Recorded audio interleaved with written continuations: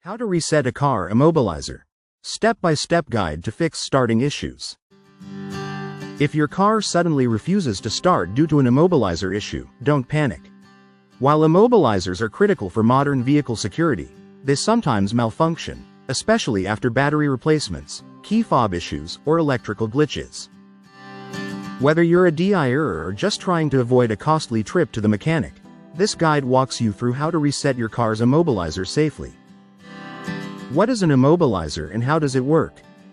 A car immobilizer is an anti-theft system built into most modern vehicles. It prevents the engine from starting unless the correct key, embedded with a transponder chip, is detected. When you insert the key or use the fob, the chip communicates via radio frequency, RFID, with the car's ECU, engine control unit. If the code matches, the ECU allows the engine to start. If not, the engine stays disabled. Before you go further, please make sure to subscribe to my channel to stay updated with expert car guides like this. Common reasons you might need to reset the immobilizer. 1. Dead or replaced car battery. 2. Key fob battery is low or replaced. 3. Electrical glitches. 4. ECU software update or bug. 5. Ignition system wear. 6. Malfunctioning transponder chip. These issues can cause your immobilizer system to fall out of sync with your car key, requiring a reset to restore proper function. Step-by-step guide. How to reset an immobilizer. Resetting your immobilizer may vary slightly based on your car's make and model, but here's a general method. 1. Insert the key and turn to on. Don't start the engine yet. Just turn the ignition to the on position so the electronics power up. 2. Wait for the immobilizer light. Look for the immobilizer light on your dashboard. It may blink, turn solid, or flash quickly, signaling it's trying to sync with the key. 3. Leave the key in the on position for 10 to 15 minutes. During this time, the system attempts to re-authenticate your key.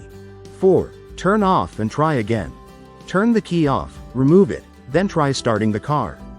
You may need to repeat the cycle 2 to 3 times for a successful reset. This method works best on vehicles like older Hondas, GMs, or Toyotas. Some newer or luxury models may require more advanced solutions. Using an OBD2 scanner, like the Foxwell NT809TS. For many modern cars, especially those with advanced ECUs, a diagnostic tool like the Foxwell NT809TS OBD2 scanner makes immobilizer resets much easier. Connected to the OBD2 port, navigate to the immobilizer or anti-theft system menu. Choose Reset or Relearn function. This method is faster, more precise, and often required on vehicles like BMW, Audi, Ford, and Volkswagen. Tools you might need for resetting an immobilizer. Your original or spare key, a fully charged car battery, an OBD2 scanner, recommended for newer models, key fob with a working battery. Tips and warnings for immobilizer resetting. Check your key fob battery first. This is often the actual issue. Avoid disconnecting, reconnecting the battery repeatedly. It can confuse the ECU. Don't rush the process. Allow enough time for each reset cycle. If your car still won't start after multiple tries, don't force it. When to call a professional. If your vehicle still refuses to start after trying the methods above, you may be facing a deeper issue like a faulty ECU, damaged immobilizer wiring, corrupted key transponder chip. In this case, it's best to contact a certified mechanic or visit your dealership. Luxury brands often require proprietary software and key reprogramming tools. FAQs. Will disconnecting the battery reset the immobilizer? Sometimes, but it's not reliable. Use the ignition method or a proper OBD2 scanner for best results. How much does it cost to reprogram an immobilizer? Typically $100 to $300 depending on your vehicle and whether you go to a dealership or local locksmith. What causes an immobilizer to stop working?